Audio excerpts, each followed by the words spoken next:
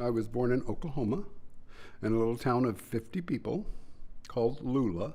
Moved down to LA in 68. Graduated Cal State Northridge in accounting because there were no other undergraduate accounting degrees around. Lived in Hollywood and West Hollywood for a long time. Did that whole scene. It was illegal to dance in Hollywood. It was illegal to do anything in LA County. The only dance place was oh, come on out by Malibu, one of the canyons. And however, we were underage. We were under 18. So there was a coffee shop on Melrose, right near La Cienega, called Gino's. And you could pay, actually it was free to get in during the week. On Sundays, you could pay 50 cents and dance for a half hour. But we had practice raids. It was hilarious. We had practice raids so that if the cops came in to bust us, they would turn up the lights and put on opera. It was illegal for men to dance together in LA. And the reason everybody settled in West Hollywood is because that was out of the reach of the LAPD.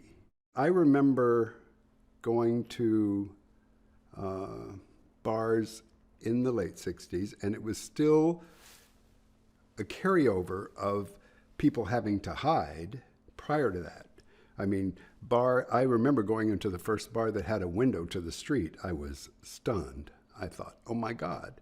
And the reason gay men went out so late is because it was when most people were gone to bed, so they could do it surreptitiously and nobody would know. There was a eatery in LA called Barney's Beanery. It was on Santa Monica Boulevard right near La Cienega. And there was a sign behind the bar that said, "Faggots stay out." I'd been there before. I'd been there with friends to eat. You know, at the time, it was not necessarily, people weren't willing to confront prejudices as much as they are today, but it was horribly offensive. And no, I take that back. It wasn't horribly offensive. It was what it was. We saw that a lot. So I didn't think I need to stand up and fight these people because that's bullshit. But when West Hollywood was incorporated, Valerie Trino had them take that sign down, and everybody was thrilled. I remember seeing, I think it was a Newsweek. There was something about a gay-related illness, and it was a very low number. It was like 200, and I thought, oh my God.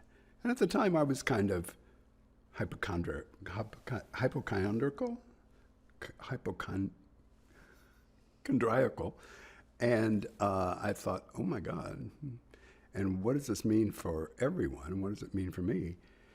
And then my friend, who actually was a barber, got sick. He was the first person I knew that got sick, and he died. The transition from men that were vibrant and active and beautiful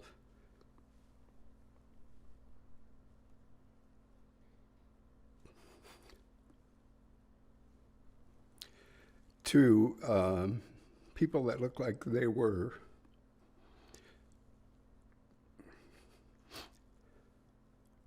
in concentration camps. It was horrible. Nobody cared about this disease. First of all, it was, in some people's mind, it was God's retribution. It was a stigmatized community to begin with. They were throwaway people. That was so clear. Not only was it gay men, and in the beginning, 93% of the cases were gay men. I worked for Xerox. I was on a business trip to Washington, D.C. I never got sick in my life. I had the flu maybe once in my entire life, and I never got sick. Well, when I was in Washington, D.C., I got sick. And I thought, oh, fuck, here we go. What do I have? So I got on a plane and came home. I went to a doctor, and he was not knowledgeable. He said, oh, you have this new gay thing. And I thought, oh, great. I'm going to die. I'm going to die. And that's exactly what I thought. And He did a test, and sure enough, it came back with a very high CMV titer, which was very common back then. Could be associated with immunosuppression or not. And then I went back for an immune response test, and it was a scratch test on your arm, and my reaction was very low. I spent weeks laying in my bed thinking I was going to die. I went to my mom's house. She drove me back to see the doctor. On the way back in the car, I thought, I'm going to die. I'm just going to die. And sure enough, I didn't die. And I laid in bed thinking, this is bullshit. What am I going to do? I've got to get up and do something.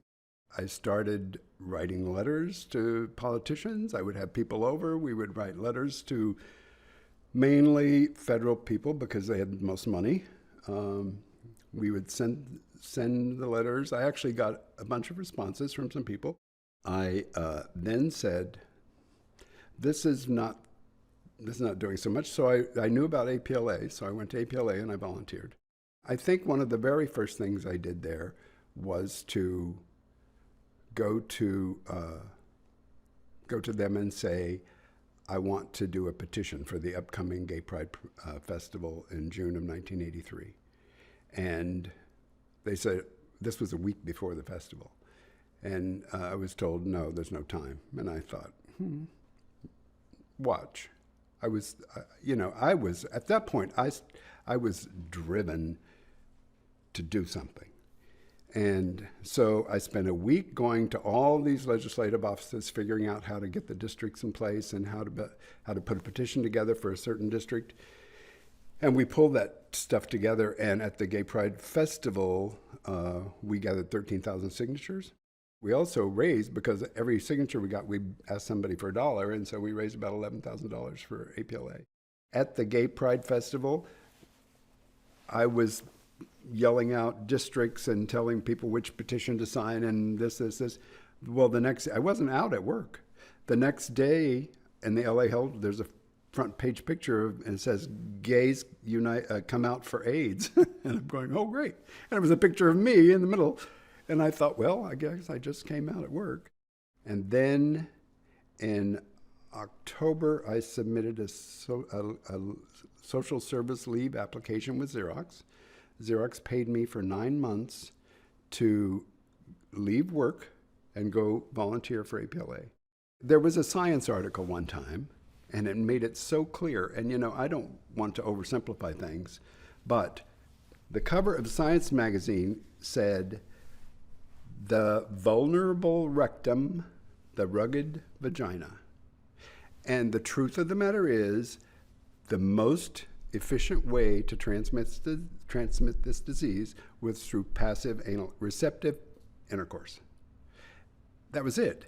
Because the function of the rectum, it has cells that are columnar like this, and their function is to absorb into the bloodstream all of that. So anything that's in your rectum or in your digestive, well, by the time it gets to your rectum, gets pulled into the bloodstream. The vagina is very different. The cells are flat, and they're made to resist infection. So it was clear to me that was the main way this was transmitted, other than blood to blood or blood transfusions. Not until 1984 did we even know what might have caused it.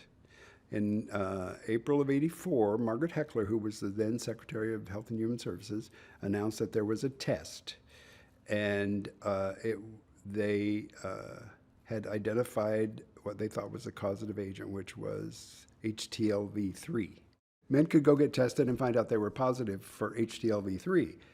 And then what? And then what? You live terrified until you die? And at the same time, you risk being kicked out of your house, losing your job, losing your family, losing your friends. No, that was the reason no one wanted to get tested. Until there was something someone could do about it, there was not a benefit. Now, that assumes, however, that you are practicing safe sex practices anyway. If you knew you were positive, the psychosocial impact of that would have been devastating. I don't know if it would have changed your behavior. Don't know. But that was the reason people didn't want to get tested. Well, I got to tell you, I avoided movie and TV about this issue. I still do. I lived it. I don't need to see it. And I don't want to look at it and say, I don't want to relive it. I don't want to, I just avoid them. Some people got through it well. Some people could get through it and bury their stuff. I mean, like everybody buries their grief. But, you know, it's had a lot of impacts on me in my life. Even back in the late 80s, I was isolating. I was shutting down every relationship I had because I didn't want to lose anybody else.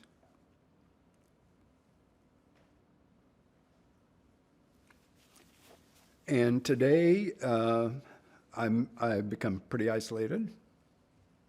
I mean, even prior to AIDS, I was probably the center of my social circle.